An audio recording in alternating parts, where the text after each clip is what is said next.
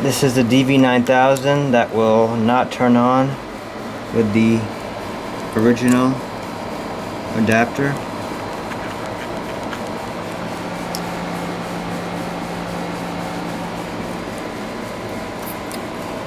I even purchased a replacement, still didn't work.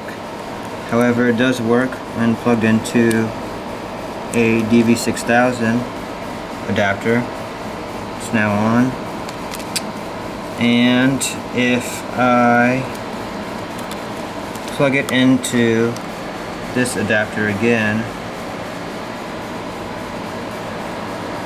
when the light LED goes on, the screen goes away.